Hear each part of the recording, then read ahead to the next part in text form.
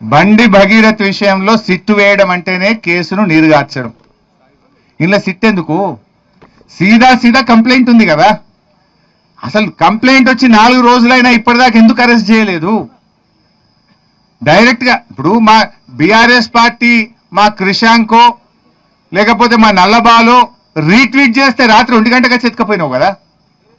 12 బజే రాత్రి ఇంటికి వచ్చి రీట్వీట్ చేస్తే వాళ్ళేమి రేప్ చేయలే, మర్డర్ చేయలే, డ్రగ్స్ తీసుకోలే. ట్విట్టర్లో వాళ్ళ అభిప్రాయాన్ని రీట్వీట్ చేసింది అంతే. దానికి 1 గంట రాత్రి పోయి బీఆర్ఎస్ కార్యకర్తలు అరెస్ట్ చేసి కేసుల మీద కేసులు పెట్టి పీటీ వారెంట్లు వేసి బెయిల్ రాకుండా లోపల పెట్టిన రేవంత్ రెడ్డి 4 రోజులైనా ఒక రేప్ కేసులో కంప్లైంట్ వస్తే ఇప్పటిదాకా నువ్వు అరెస్ట్ చేయలేదంటేనే నీ కుమ్మక్కు రాజకీయం బయటపడుతుంది. ఇప్పుడు ఇంత క్లియర్ కట్ కేసులో 4 రోజులైనా నువ్వు యాక్ట్ చేయలే. ఇప్పుడేమంటున్నావు మళ్ళీ సిట్టు.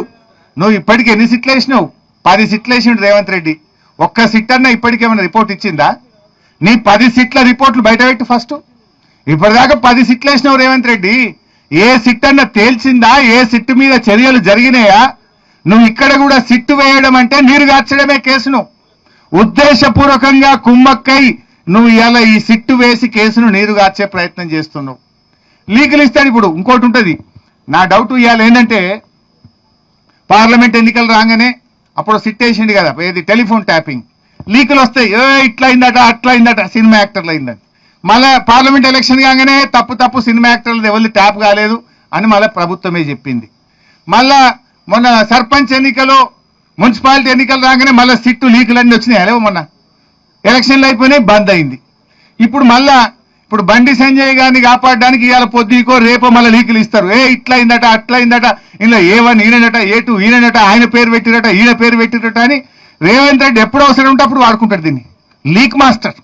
మళ్ళీ ఇవాళ రేపో లీకులు ఇస్తాడు. ఇక లీకులు ఇచ్చి చర్చ పక్కదారి పట్టాలి. అసలు విషయం ప్రజలు మాట్లాడుకోవద్దు. ఎలక్షన్లు రాగానే లీకులు యాదికి వస్తాయి. రేవంత్ రెడ్డి ప్రభుత్వం డిఫెన్స్ లో పడంగానే లీకులు గుర్తొస్తాయి. లేదు ఏదన్నా ఒక అంశాన్ని దారి తప్పియాలి, విషయాన్ని చర్చ పక్కదారి పట్టాలనగానే లీకులు. సినిమాస్ ఏదో టీవీ సీరియల్ నడిపినట్టు 2.5 ఏళ్ళ ఏం తెలిసింది ఉన్నది అంటే ఇదంతా కూడా డ్రామా కంపెనీ.